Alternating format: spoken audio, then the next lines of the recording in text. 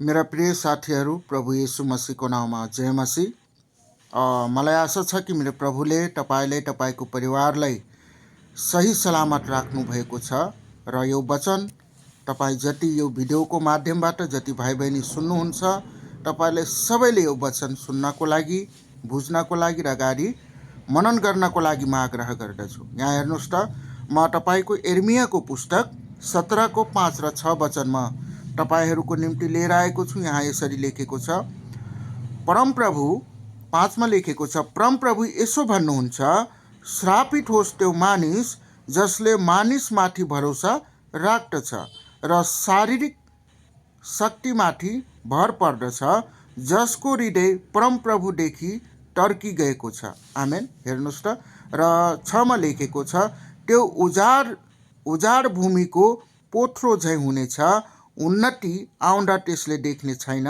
त्यो मरुभूमिका सुक्खा ठाउँहरूमा बस्नेछ, अर्थात् नुनको जमिन जहाँ केही पनि बस्दैन। आमेन। हेर्नुहोस् त, यो वचन एकदम अद्भुत छ।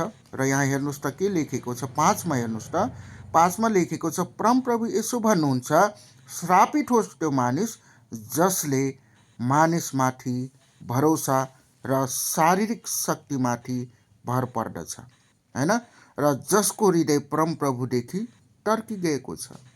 आमेन। हालेलुया। हेर्नुहोस् त, आज यो त्यो विश्वासीको लागि यो वचन हो जो प्रभुलाई छोडेर संसारका शासकहरूमाथि भरोसा राख्दछ, जो आफ्नो बुद्धिमाथि भरोसा राख्दछ, जो आफ्नो समझमाथि भरोसा राख्दछ, त्यो विश्वासीलाई परमप्रभुले भन्नुहुन्छ श्रापित होस्, हैन, त्यो मानिस श्रापित होस् भनेर परमप्रभुको वचनले यहाँ भन्दछ। आमेन। र यहाँ हेर्नुहोस् त, यहाँ लेखेको छ, त्यो मानिसको जीवनमा कहिले पनि उपलब्धि हुने छैन। नुन बुझ्नुहुन्छ, जुन ठाउँमा नुन हुन्छ नि त्यहाँ कुनै चिज पनि उम्रन सक्दैन, त्यो ठाउँमा फसल हुँदैन। त्यही भएर त्यो नुन र त्यो सुक्खा जमिन जस्तो त्यसको जीवन छ। र तपाईँ अगर परमप्रभुलाई छोडेर तपाईँ सोच्नुहुन्छ कि म कुनै मानिसको माथि भरोसा राख्छु र मलाई यो चिज मिल्नेछ, त्यो तपाईँको भुल हो। किनभने प्रभुको वचनले भन्दछ, परमप्रभु यसो भन्नुहुन्छ, श्रापित होस् त्यो मानिस जसले मानिसमाथि भरोसा राख्दछ।